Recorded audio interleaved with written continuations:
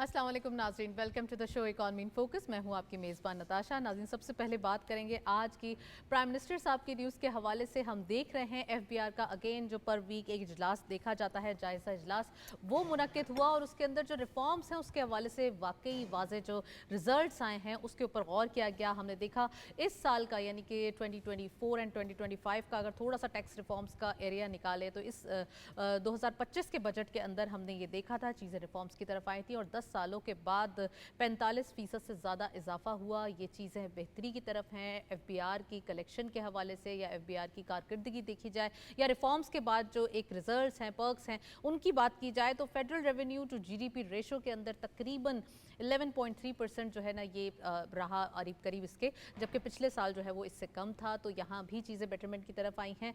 तो prime minister साहब ने इनकी कोशिशों को भी सराहा, ये भी देखा कि कहाँ कहाँ चीज़ें जैसे फेसलेस असेसमेंट सिस्टम, प्रोडक्शन के हवाले से देखना, कुछ नॉन एसेंशियल आइटम्स पर क्रैक डाउन करना, ड्यूटीज़ टाइमली कलेक्ट करना, या हम बात करें अगर थोड़ा सा कस्टम्स के हवाले से जो इशूज़ थे उसको देखना। तो ये सारी चीज़ें थी जो इस जायज़ा इजलास में डिस्कस हुई और ये भी देखा गया कि आने वाले दिनों में जो क्रैक डाउन की हम कह सकते हैं कि फहरिस्त है, उनके अंदर जो नॉन फाइलर्स हैं सबसे पहले उनकी तरफ घेरा तंग किया जाए, उनको पॉइंट आउट किया जाए, उनको टैक्स फाइलर बनाया जाए, उनको टैक्स बेस के अंदर लाया जाए।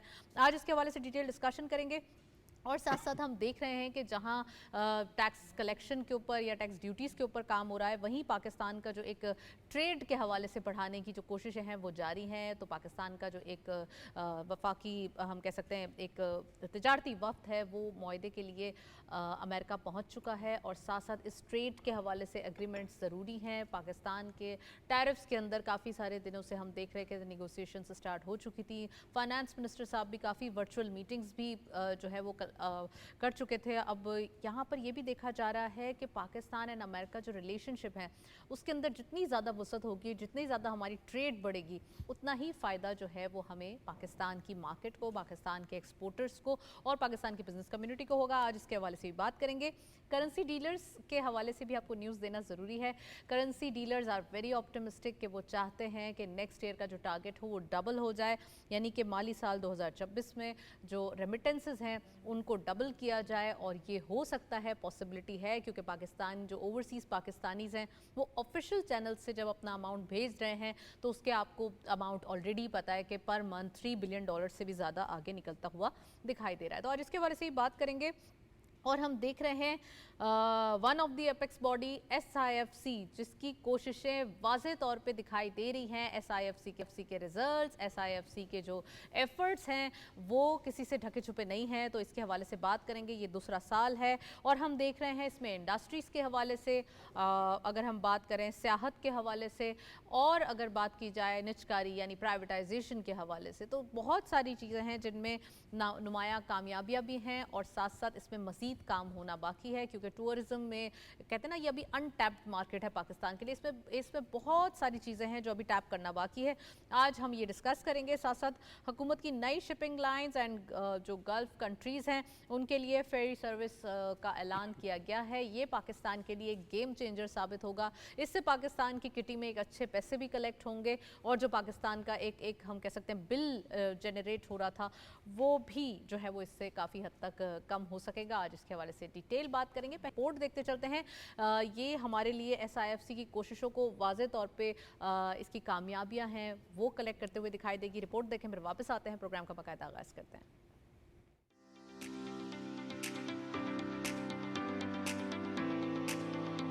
खुसूसी सरमायाकारी सहूलत काउंसिल SIFC की काविशों से गुज़श्ता 2 सालों में वतन अजीज को सनत, सियाहत और निजकारी के शोबों में नुमाया कामयाबियाँ मिली हैं। SIFC ने शफाफियत, बर वक्त फैसलों और सरमायाकार दोस्त माहौल के जरिए मईशत को इस्तेहकाम की जानिब गामजन किया है। काउंसिल के मॉडल ने न सिर्फ मुल्की सरमायाकारों का एतमाद बहाल किया बल्कि बैनुल-अक़वामी सतह पर पाकिस्तान के मुआशी बयानिए को भी बेहतर बनाया है। SIFC की कारवार दोस्त पॉलिसियों के बायस दूसरे साल में BYD का पाकिस्तान में इलेक्ट्रिक गाड़ियों की की तैयारी के लिए मकामी कंपनियों से इश्तराक हुआ है, जबकि SIFC के तहत सनती मंजूरी का वक्त 35% कम हुआ है, जिससे सरमायाकारों का एतमाद बहाल हो गया। इसी तरह पाकिस्तानी स्टार्टअप बुक बी की सऊदी अरब में तोसी SIFC की कोशिशों से पाकिस्तानी सियाहती टेक्नोलॉजी के आलमी सफर का आगाज है। गिलगित बल्तिस्तान में 44 गेस्ट हाउसेस की बहाली के साथ ग्रीन टूरिज्म के तहत 4000 रोजगार के मौके भी पैदा हुए हैं। सिंध में केंचर, गोरख हिल्स जैसे मकामात पर निजी शराकतदारी से सियाहती तरक्की की नई मिसालें कायम हुई हैं और 126 ममालिक के लिए वीजा ऑन अराइवल की सहूलत सियाहत और सरमायाकारी के फरोग में बड़ी पेशरफ्त के तौर पर सामने आई है।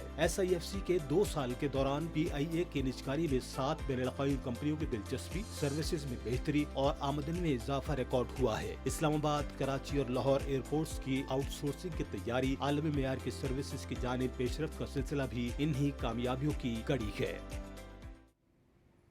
जी, ऑफ कोर्स हमने देखा कि SIFC के एफर्ट्स वाज़े तौर पे दिखाई दे रहे हैं और मज़ीद बहुत सारा सफ़र बाकी है। अभी तो ये शुरुआत है जिसका इम्पैक्ट देखा गया है। इन तमाम चीज़ों पर बात करने के लिए we have a special guest in studio. Tauseef Zaman साहब हमारे साथ मौजूद हैं। आप एक्सपर्ट हैं, फॉर्मर प्रेसिडेंट हैं Islamabad chamber of commerce and industries के। अस्सलाम वालेकुम, very warm welcome in the program. Thank you.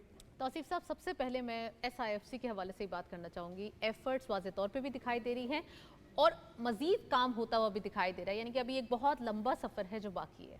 अगर ये कहा जाए कि पिछले 2 सालों में हुकूमत माशाल्लाह स्टेबिलिटी हासिल करने में कामयाब हो गई है, जो चैलेंजेस थे वो अंडर कंट्रोल आ गए हैं और now the only way is forward.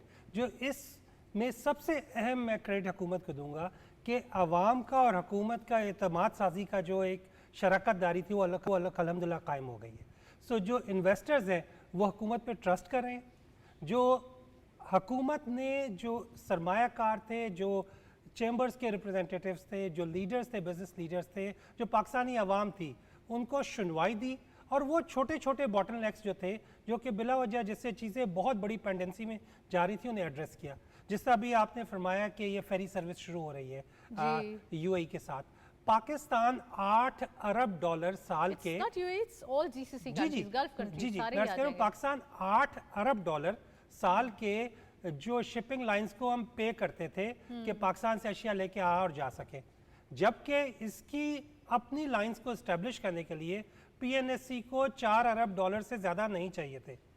तो वो मैं मुबारकबाद देता हूँ मोमा को और PNSC को, और जो जिनका विजन था रेयर एडमिरल साहब जो इस वक्त वॉर कॉलेज के प्रिंसिपल हैं, कि उन्होंने इसको विजुअलाइज किया। प्राइम मिनिस्टर को मुबारकबाद देता हूँ कि एक छोटी सी हिच थी, जैसे ही वो अप्रूवल हुई तो आप देखेंगे आने वाले दिनों में $8 अरब का हमारा जो हमारे एक्सचेकर से बाहर जा रहा था उसमें खातिर ख्वाह कमी आएगी। इसका मतलब ये है कि हमने a penny saved is a penny earned. $8 अरब से अगर हम $4 अरब ही बचा लेते हैं और उसके बाद फिर अपना इंफ्रास्ट्रक्चर हम बेहतर कर सकते हैं। इसमें एक बड़ा इंटरेस्टिंग सा फेरी सर्विस का एक पेंडिंग है जो कि कराची पोर्ट ट्रस्ट से और पोर्ट कासिम के दरमियान होनी चाहिए। It's a beautiful tourism project, it's a beautiful transportation project जो कि होना चाहिए। बहुत ज़्यादा महंगा भी नहीं है, लेकिन जैसे उसकी अप्रूवल हुई तो इंशाल्लाह वो प्रोजेक्ट भी शुरू हो जाएगा। इसी तरह ओमान टूरिस्ट पॉइंट हो जाएगा डेफिनेटली। लाइकवाइज जो कराची से Gwadar, that's a beautiful journey, और उसके बाद गवादर से ओमान फेरी सर्विस, ये वो है जिससे हमारा टूरिज्म बहाल। आपको पता है पाकिस्तानी बैरून मुल्क जाके हर साल $2.5 अरब खर्च रहे हैं टूरिज्म पे। सिर्फ टर्की जो है, पाकिस्तानी 50,000 लोग वीज़ा अप्लाई करते हैं, 40,000 लोग टर्की हर साल घूमने जा रहे हैं।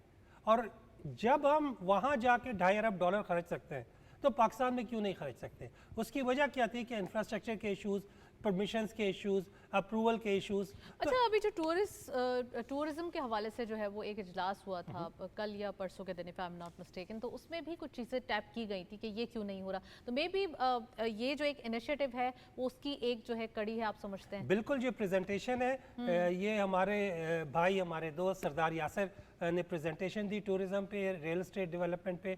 और टूरिज्म जो है ये पाकिस्तान के जो डेट सर्विसिंग है उसे सर्व कर सकता है। जो पाकिस्तान के ऊपर जितने लोन्स हैं उन्हें सिर्फ टूरिज्म स्टैंड अलोन जो है सर्व कर सकता है। कि जितना पाकिस्तान, आप देखिए we are a 300 million population जिसने टूरिज्म करना ही करना है। आप देखते हैं कि ईद हो गई, हॉलीडेज हो गई, इससे इस्लामाबाद, मरी, जितने टूरिज्म इंफ्रास्ट्रक्चर सारे कोलैप्स कर जाते हैं। वहाँ पे आपको शॉर्टेज हो जाती है चीज़ों की, जैसे बर्फ पड़ती है। बिल्कुल बिल्कुल, क्योंकि इंफ्रास्ट्रक्चर है ही नहीं। अच्छा, उसमें क्या है, अब हुकूमत ने टूरिज्म को लग्जरी डिक्लेयर किया हुआ था इससे पहले 106% ड्यूटीज, ठीक है, कि अगर आपने चलिए, कोई अब तो इंफ्रास्ट्रक्चर गवर्नमेंट इसके लाना ऊपर काम करेगी अब ना, वो कर रही you है, guys are happy कि exactly. तमाम business और आप communities पे happy देखेंगे कि दिखाई दे रही है। विदिन मंथ्स आपको डिफरेंस नजर आएगा। So we are very very thankful to the government of Pakistan, PMLN's government, SIFC कि वो जो सुनवाई हुई, जो ये अपॉइंटमेंट की उन्हें सरदार यासिर की, और आप देखेंगे कि आने वाले दिनों में बहुत ज़्यादा इसमें चेंजेस नजर आएंगे आपको। अच्छा, FBR के हवाले से डिजिटाइजेशन और प्राइम मिनिस्टर साहब ने जो जायजा इजलास किया पर वीक ये मुनक्किद हो रहा है, बड़ा इसमें कोशिशें की जा रही हैं और प्राइम मिनिस्टर साहब इसको कीन होकर देख रहे हैं कि टैक्स कलेक्शन, टैक्स बेस बढ़ाना, नॉन फाइलर्स की कैटेगरी ख़त्म करना, ये तमाम चीज़ें ऑन कार्ड्स हैं। कैसे देखते हैं इसको? जो e governance is the key to the future, e governance is the key to sustainable development, ठीक है। जैसे ही आप ह्यूमन इंटरेक्शन इसमें से कम करेंगे उसका इम्पैक्ट आना शुरू होगा। आपने देखा कि जब आप रेस्टोरेंट जाते हैं तो वहाँ पे वो कहते हैं आपने कैश देना है कि कार्ड देना है, जैसे ही आप कार्ड में देते हैं आप डॉक्यूमेंट हो जाते हैं, जी, ठीक है, वो डॉक्यूमेंट होते हैं, ठीक है, जिससे आपको आप कस्टमर समझता है कि उससे इंसेंटिव मिल रहा है। लेकिन एक बड़ी इंटरेस्टिंग मूव है जिसकी वजह से जो मईशत है, इकोनॉमी डॉक्यूमेंटेशन की तरफ जा रही है। लाइक वाइज अब उन्होंने जो कॉर्पोरेट सेक्टर है उसके अंदर भी ने कहा जी आपने जो FBR से इंटीग्रेशन करनी है अपने सिस्टम की, तो जितनी ज़्यादा ह्यूमन इंटरेक्शन कम होगी, अथॉरिटीज़ जो है उनकी इंटरेक्शन कम होगी, और उतना ही ज़्यादा आप देखेंगे कि जब आपको पता है there is no gap, there is no loopholes, आप हर कोई जो है ना they would be happy to follow the rules. Retailers के हवाले से जो इश्यूज थे वो भी सॉर्ट आउट कर लिए गए, कुछ नए सिस्टम्स जो है वो अब इंट्रोड्यूस करवाए जा रहे हैं, तो इसके हवाले से आप लोग क्या ऑप्टिमिस्टिक दिखाई देते हैं? आप लोग सेटिस्फाइड हैं? क्योंकि बजट के अंदर भी ये चीज़ें देखी गई, सबसे ज़्यादा एक बड़ा जो चंक क्रिएट किया जाना है वो टैक्स कलेक्शन की वजह से होना है। देखिए, जो अहम चीज़ ये है कि एक इंटीग्रेशन हो, ठीक है, जहाँ पे जो कमा रहा है उसे अपना शेयर देना है, ठीक है। जितने आप लूप होल्स बंद करते चले जाएंगे वैसे वैसे रेवेन्यू बेहतर चला जाएगा, होता चला जाएगा। जैसे आप ओवरसीज पाकिस्तानीज को फैसिलिटेट करेंगे, आप देखेंगे कि हमारी रेमिटेंसेस जो है क्वाड्रिपल होंगी, जो ग्रोथ आएगी इसके अंदर, पैसे मौजूद है, यानी कि 4 times, एग्जैक्टली। तो वो रिस्पॉन्स आना ही आना है। क्यों? अगेन हमारे साइजेबल नंबर ओवरसीज पाकिस्तानी मजीद जो जाने को तैयार है, तो आपने क्या करना है, जो सरप्लस ह्यूमन रिसोर्स का जा रहा है उसे थोड़ा सा ट्रेन कर दें। इसमें गुलवीना बिलाल जो नेफ्टैक है बहुत अच्छा काम कर रहा है कि आपने अनस्किल्ड ह्यूमन रिसोर्स नहीं भेजना, अगर वो सऊदीया चले भी गए हैं वहाँ पे जाके उनकी ट्रेनिंग करनी है ताकि उनके रेवेन्यूज, उनकी जो सैलरीज हैं बेहतर हो सकें। लाइकवाइज और उनको सर्टिफाई भी किया जा सर्टिफाई करें ताकि उनको जो रेवेन्यू मिल सके। लाइकवाइज जो ओवरसीज प्रमोटर्स हैं, मैं और ये सर्टिफिकेशन गवर्नमेंट ऑफ पाकिस्तान की तरफ से होगा, राइट? गवर्नमेंट ऑफ पाकिस्तान की तरफ से होगा, जो कि इंटरनेशनल ट्रेड बॉडीज जो सर्टिफाइंग बॉडीज हैं उसे टेस्टिफाई करेंगे। तो ये तो ऑटोमेटिकली फिर एक्सेप्टेबल होगा इन एवरी कंट्री। एग्जैक्टली। तो वहाँ से हमारे रेवेन्यूज खुद ब खुद बेहतर होना शुरू होंगे। लाइकवाइज मेरे ओवरसीज पाकिस्तानी जो एम्प्लॉयमेंट एसोसिएशन है और मिनिस्ट्री ऑफ ओवरसीज पाकिस्तानी, उनसे रिक्वेस्ट है कि आप अफ्रीका को भी एज ए एम्प्लॉयमेंट लोकेशन देखें कि जहाँ पे स्किल सेट रिक्वायर्ड है। आपके टेलीकॉम इंजीनियर को वही सैलरी मिल रही है जो यूरोप में, आपके जो सॉफ्टवेयर टेक्नोलॉजी के जो लड़के हमारे, उन्हें वही सैलरीज मिल रही है यूरोप। अच्छा, इससे मैं थोड़ा सा ये भी आपसे कनेक्ट कर दूं, ये स्टोरी के करेंसी डीलर्स जो है वो इस बार ऑप्टिमिस्टिक हैं कि 2026 का जो माली साल है इसके अंदर जो रेमिटेंसेस हैं वो डबल हो सकते हैं। तो आप इस चीज़ को जब बता रहे हैं और स्किल्ड लेबर और स्किल्ड क्लास और हमारे पास जो एक white collar, blue collar jobs के हवाले से बात कर रहे हैं, तो ये तमाम चीज़ें इसमें कवर हो जाएंगी और वाकई ये डबल होने के चांसेस दिखते हैं। मुझे इसमें कोई शक नहीं है। जो दूसरा ये हुआ है कि मैंने जिससे अर्ज किया ना कि हम स्टेबिलिटी की तरफ आ गए अब, ठीक है। तो जो अनसर्टेनिटी थी, जो इन्वेस्टर का कॉन्फिडेंस था, वो आ गया अपनी जगह पे। लाइकवाइज जो छोटे छोटे ट्वीक्स हैं, ठीक है, आपने अभी जो आपने शिपिंग सर्विस की बात की, जिबूती एक छोटा सा मुल्क है, इसमें 5 पोर्ट्स हैं जिसमें जापान भी है, चाइना भी है, अमेरिका भी है, सब सारे वहाँ पे बैठे हुए। अच्छा, यहाँ से और कोई 26 मिलियन कंटेनर साल के मूव कर रहे हैं वो लोग, वहाँ छोटे से मुल्क से, ठीक है। अच्छा, जैसे हमारी ये सर्विस शुरू होगी तो वहाँ पे हमारी सब्जियाँ भी जा सकेंगी, फल भी जा सकेंगे, बाकी सहूलतें भी जो कतर ने हमें ऑफर की थी कि आप फ्री सर्विस देते हैं आपको फेरी की, अपनी प्रोडक्ट लाइन भेजें। तो इट्स इंटीग्रेटेड एफर्ट जहाँ पे जो ओवरसीज पाकिस्तानीज हैं उनका बड़ा अहम किरदार है। एक अच्छी खबर मैं आपसे शेयर करूँ, हम कह सकते हैं कि खित्ते के अंदर हमारी सारी जो एक कनेक्टिविटी है वो बहुत और बढ़ जाएगी। अच्छा, इसमें जो मैं अगेन एक क्रेडिट दूंगा जो बैक एंड पे, ठीक है, वो हमारे जो फील्ड मार्शल है उन्हें दूंगा कि जब जिस तरह हमने साइकोलॉजिकल वॉर जीती है इंडिया से, उसका जो इम्पैक्ट है वो सिर्फ पाकिस्तान और इंडिया पे नहीं आया, पूरे खित्ते में, पूरी दुनिया में, कि दे आर समथिंग जो एक कहते हैं ये कर भी देंगे। और उसके ऊपर जो अभी मेरे पास जो न्यूज़ है मैं आपसे शेयर कर रहा हूँ, गैम्बिया में, गिनी बसाओ में, वो कहते हैं अगर आपकी प्रोडक्ट है मेड इन पाकिस्तान है, so we are willing to import you pharmaceutical, हमें मजीद टेस्टिंग की जरूरत नहीं है। So that is otherwise pharmaceutical registration में 1.5 साल 2 साल लग जाते थे। वो कहते हैं आप अपनी प्रोडक्ट ले, टेस्ट होती है, बहुत सारी चीजें जो पास करते तो ये जो वेस्टर्न अफ्रीका है वो कहा जी अगर आपकी प्रोडक्ट है हमें मजीद टेस्टिंग की जरूरत नहीं, आप मार्केट्स तो वैसे भी अनटैप्ड थी और देयर इज मच रूम के यहाँ पे कलेक्ट किया जा सकता है। दूसरी तरफ हम यूएस के हवाले से बात करते हैं, तौसीफ साहब, हमारे पास यूएस मार्केट भी एक बहुत बड़ी मार्केट है और एक बहुत बड़ा चंक क्रिएट करती है। वहीं पाकिस्तान का जो एक ट्रेड डेलीगेशन है वो जा चुका है अग्रीमेंट्स करने के लिए। तो आपको क्या लग रहा है इस बार जो टैरिफ्स के हवाले से चीज़ें थी, हम $5 बिलियन की एक्सपोर्ट करते हैं, 2.5 इंपोर्ट करते हैं, क्यूमुलेटिव $7 बिलियन देयर अबाउट जो है वो एक हमारे पास ट्रेड है, तो अब कितना बढ़ने के इम्कानात हैं? क्योंकि जब आपको याद होगा ये इंडिया पाकिस्तान कॉन्फ्लिक्ट हो रहा था तो प्रेसिडेंट ट्रंप ने वाज़े तौर पे कहा था कि मैं ट्रेड बढ़ाऊंगा, तो कितना बढ़ सकती है? जो पाकिस्तान है वो इस वक्त लार्जेस्ट कॉटन इंपोर्टर है यूएस का, बिल्कुल ठीक है जी। अच्छा, जैसे ही इसमें हमारी ड्यूटीज इसमें सेटेंगी, हम क्या करें, ड्यूटी फ्री ट्रेड की बात करें, इसमें प्राइमरीली ये चीज़ एग्री हो चुकी हुई है। ये जो डेलीगेशन गया है ये इसे साइन करने के लिए गया है, ओके, ठीक है। तो ये नेगोशिएशन अंडरस्टैंडिंग पहले से हो चुकी हुई थी। इससे जो अमरीकी मसनूआत हैं वो पाकिस्तान में ड्यूटी फ्री आ सकेंगी और मज़ीद हमें ड्यूटी फ्री एक्सेस मिलेगी अमरीकी मार्केट्स में। जो हम अमेरिका को बाज़ दफ़ा समझते हैं कि एक मुल्क है, ये एक मुल्क नहीं, ये 52 मुल्कों का मजमू है, जो न्यूयॉर्क दुनिया की मेजर टाइम इकोनॉमी है। तो जो ये एक स्टेट जो हम कहते हैं ये पूरी मैसिव इकोनॉमीज़ हैं। तो हम ये देखेंगे कि आने वाले दिनों में आपको टेक्सास से लेके ईस्ट कोस्ट से लेके वेस्ट कोस्ट तक इसका इम्पैक्ट नज़र आएगा। इसमें एक रिस्पॉन्सिबिलिटी पाकिस्तानियों की भी है कि जो ये इंसेंटिव्स मिल रहे हैं इसको कैपिटलाइज करें, इसे बिल्ड ऑन करें, और साथ ही साथ जो अभी हमने देखा कि टूरिज्म में हमारे पास बहुत सारे फ्रूट्स की एक्सपोर्ट भी यूएस मार्केट्स में होती है और वहाँ पर खासकर मैंगो बहुत पसंद किया जाता है। आप समझते हैं कि इस चीज़ से पाकिस्तानीज भी फ़ायदा उठाएंगे, इस तरीके से हमारी एक्सपोर्ट भी बढ़ जाएगी? इसमें मैं अगेन समझूँ ना तो थोड़ी नलायकी हम पाकिस्तानी बिजनेस कम्युनिटी की भी है।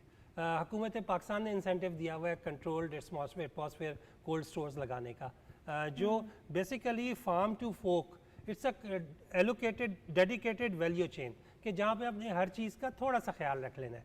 जैसे ही आप ख्याल रखते हैं तो आपकी वेस्टेज जो है 40% 50% कम हो जाती है। हमारे जो इशू आते हैं वो ये कि जो डिलीवरी में कहीं वो वेस्टेज हो जाता है, कहीं उसके अंदर जिसे हम खुशबू समझते हैं ना वो कहते हैं ये जो है ना गल गया आम। अच्छा, लेकिन साथ ही साथ आम इज़ दी वन प्रोडक्ट, जामुन भी एक्सपोर्ट हो सकती है यहाँ से, शहतूत जो एक्सपोर्ट हो सकता है, बेर एक्सपोर्ट हो सकता है। तो it's a whole bunch of range कि अगर हम, आपको पता है हमारे नेबर में सेंट्रल एशिया में यूरागोए पैरागोए से केला आ रहा है, ठीक है, all the way Latin America से, ठीक है जी, मौजूद है ऑलरेडी। अच्छा, तो वो जो जैसे ही आपकी वैल्यू गेट इंटीग्रेट होती है वैल्यू चेन, तो उसमें हमारे जो ज़राई इंस्टीट्यूट्स हैं इनका बहुत अहम काम है कि अपने बच्चों को ये वैल्यू चेन इंटीग्रेशन पे पढ़ाएं। और मैं पाकिस्तानी बच्चों से भी कहूँगा कि एग्रीकल्चर में आए। Agriculture is no more an obsolete, it's a fashion now, जो कि पूरी दुनिया की जो फूड सिक्योरिटी है that is a major concern. जो अफ्रीका है वो कहते हैं जो 80% अपनी फूड सिक्योरिटी बाहर से इंपोर्ट करें। तो अगर आप चावल लगा रहे हैं, आप मकई लगा रहे हैं, जो चीज़ लगा रहे हैं, अफ्रीका इज़ द मार्केट। वो कहते हैं आज हमें दे दें। So is Korea. राइट, चलें जी, बहुत सारी चीज़ें हैं जिन पे बात होती है और अब अगेन हम कहेंगे कि अब काम भी होना शुरू हो गया है। ये अब थोड़ा सा स्पीड अप हमें हो गया है, पहले भी हो रहा था लेकिन स्पीड बहुत स्लो थी। अब बहुत सारी चीज़ें हैं जो सामने आ चुकी हैं। 100 इंडेक्स की बात करते हैं, आज के दिन की पोजीशंस देखते चलते हैं और अब तमाम चीज़ें देखते हुए 100 इंडेक्स जो है वो एक पॉजिटिव डायरेक्शन में ऐसा लग रहा है कि ये एक थोड़ा सा रूटीन बनती जा रही है इस वीक की। ओपन हुई मार्केट अपडेट्स देखते चलते हैं। 128 पॉइंट 1,28,199.42 के लेवल पर ये एक हायर साइड पे मार्केट दिखाई दे रही है। दिस इज द रीजन ये ऑल टाइम हाई आज की मार्केट है। तो ओपनिंग में ही मार्केट में पॉजिटिव सेंटिमेंट्स थे, हायर साइड पे मार्केट गई 1,30,545.94, ये भी ऑल टाइम हाई है और ऐसी चीजें रोज दिखाई नहीं देती। ये मार्केट के लिए बहुत विन विन सिचुएशन है। Lower was 1,28,616.12 and finally closer 1,30,334.03, यानी कि आज की मार्केट जो है वो एक हिस्टोरिक मार्केट दिखाई दे रही है 2,144.61 के इजाफे के साथ। ये हम कह सकते हैं कि मार्केट्स के लिए बेस्ट डेज हैं जो ये वीक, ये हफ्ता पूरा दिखाई दे रहा है। और इसके अंदर जितनी कंपनीज हैं all in all across the board एक अच्छी बाइंग देखी जा रही है, न्यू इन्वेस्टर्स की पार्टिसिपेशन है। कल के दिन ही हमने देखा कि 100 इंडेक्स PR जो है वो एक इंट्रोड्यूस हुआ। कल के दिन ही हमने देखा कि जो न्यू कंपनीज रजिस्टर हो रही हैं वो जेम बोर्ड से भी जो है वो आना शुरू हो गई हैं। तो ये एफर्ट्स जो हैं वो हर सेक्टर के अंदर दिखाई दे रही हैं because of the performance of economy, क्योंकि इकोनॉमी बेटरमेंट की तरफ है। तो तमाम चीज़ें ऑलरेडी पॉजिटिव जो एक नोट्स हैं वो शो कर रही हैं। Well, thank you so much Tauseef Zaman sahab, आप हमारे साथ मौजूद रहे, काफ़ी डिटेल एनालिसिस। और एक ब्रेक की जानिब चलते हैं, हमारे साथ रहिए। वेलकम बैक नाजरीन। हम देख रहे हैं कि इंटरनेशनली जो गोल्ड प्राइसेस है, और ख़ासकर हम बात करें अगर ऑयल प्राइसेस के हवाले से, तो थोड़ी सी कमी देखी जा रही है। तो आज की मार्केट के अपडेट्स देखते चलते हैं, क्या रही अपडेट्स कमोडिटी मार्केट में। सबसे पहले गोल्ड की पर तोला प्राइस देखते चलते हैं। गोल्ड की पर तोला price local market 3,55,095 rupees, gold पर 10 ग्राम 3,04,760 रुपीज़, इंटरनेशनल गोल्ड रेट पर ऑunce 3,339.78 डॉलर।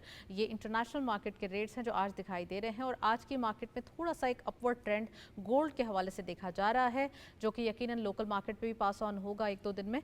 ऑयल WTI पर barrel 66.3 dollar, oil Brent crude पर बैरल 67.96 डॉलर। ये कमोडिटी रेट आपने देखे। करेंसी रेट्स भी देखते चलते हैं आज की मार्केट में क्या अपडेट्स रही। सबसे पहले ये बाइंग रही 334.74 के लेवल पर, selling was 335.33। UK pound buying रही 389.92, selling was 399.61 rupees. US dollar buying रही 283.65, selling was 284.15। And lastly Chinese yuan buying रही 39.59, सेलिंग वॉज 39.66 रुपीज़।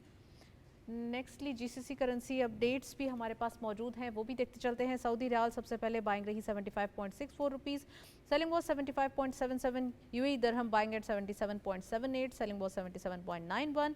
ओमानी रियाल बाइंग रही 737.99, selling was 738.88। And lastly Kuwaiti दिनार बाइंग रही 930.28, selling was 931.91। Doctor Talat Anwar साहब हमारे साथ मौजूद हैं, उनसे मजीद बात करेंगे। डॉक्टर साहब, हम FDI के हवाले से भी बात करेंगे। इन्फ्लेशन का आपने जिक्र किया, ऑफ कोर्स इन्फ्लेशन में एक वाज़ेह तौर पे कमी देखी गई है। खासकर FDI बड़ी एक इंटरेस्ट डेवलप हो रहा है FDI के हवाले से पाकिस्तान की मार्केट्स में। ये कॉन्फिडेंट कितना ज़्यादा एक ओवरसीज़ दिखाई दे रहा है। दूसरा ये कि अगर हम बात करें हमारा अमाउंट या प्रॉफिट रिपैट्रिएट होने का, तो वो भी government of Pakistan timely repatriate कर रही है। इसके हवाले से बताइएगा। जी शुक्रिया नताशा। असल में बात यह है कि पिछले 2-3 सालों से आप देखें जो रिपैट्रिएशन ऑफ प्रॉफिट है वो काफ़ी रुकी हुई थी, क्योंकि हमारे पास सफिशिएंट रिजर्व नहीं थे और बैलेंस ऑफ पेमेंट का क्राइसिस था IMF प्रोग्राम से पहले। तो उस वक्त ये स्ट्रेटजी के तौर पे ये डिविडेंड जो है रिपैट्रिएशन रोक लिए गए थे, क्योंकि हमें अपनी डेट की पेमेंट करनी थी और जो पेमेंट जो ऑब्लिगेशन है वो मीट करनी थी। तो अब उसके बाद जो है ना, अब जबकि हमारा IMF प्रोग्राम साइन हो गया और हमारे इनफ्लोज आने लगे, अदर डोनर्स ने भी लाइक IMF, वर्ल्ड बैंक, और उन्होंने भी पैसा दिया, तो फिर ये हमारे पास इतनी गुंजाइश हो गई कि हमारे रिजर्व बढ़े, जो कि 3 बिलियन रह गए थे, 3 बिलियन से 11 बिलियन के करीब, और इससे 11 पॉइंट समथिंग जो है ना बिलियन US डॉलर रिजर्व बढ़ गए। तो अब गवर्नमेंट ने पिछले 1 साल से रिपैट्रिएशन ऑफ प्रॉफिट जो कि फॉरेन इन्वेस्टर्स का होता है वो शुरू कर दिया है, जिससे कि इन्वेस्टर्स का कॉन्फिडेंस बहाल हुआ है। और इन्वेस्टर्स जो है ना वो जाहिर है जब कि आप उनका प्रॉफिट वापस कर रहे हैं तो वो इन्वेस्ट भी करेंगे, री इन्वेस्ट भी करेंगे। ये एक चीज़ है। तो जो रुके हुए यानी अभी जो नज़र आ रहा है हमें अपेरेंटली कि जो डिविडेंड है जो पिछले 1-2 साल में रुके हुए थे वो रैपिडली इंक्रीज हुए और पिछले साल जो 10 माह में आप देखें, पहले पहले 10 माह में जो लास्ट फिस्कल ईयर के, वो तकरीबन 800 मिलियन थे, यानी 0.8 बिलियन थे, जो अब बढ़ के 1.3 बिलियन के करीब हुए। यानी अच्छा खासा सफिशिएंट इंक्रीज आया है। और बिल्कुल एक इजाफा देखा गया है। डॉक्टर तलत अनवर साहब हमारे साथ मौजूद रहे, काफ़ी detail analysis. Well, thank you so much, आपने प्रोग्राम में ज्वाइन किया। हम ये बात करते आए हैं और अब देख भी रहे हैं कि इकोनॉमी की जो चीज़ें हैं, अलाइनमेंट्स हैं, वो काफ़ी हद तक एक प्रॉपर जोन में, एक प्रॉपर ट्रैक पे दिखाई दे रही हैं, जिसके इम्पैक्ट्स हम डेली बेसिस पे आपसे शेयर्स करते हैं। इन दी स्टोरीज हमारे पास कोई ना कोई गुड न्यूज़ मौजूद होती है और कोई ना कोई ऐसे इनिशिएटिव्स होते हैं जो आगे की पॉलिसीज़ को डिज़ाइन कर रहे होते हैं। इसी नोट पे प्रोग्राम को वाइंड अप करेंगे। इजाज़त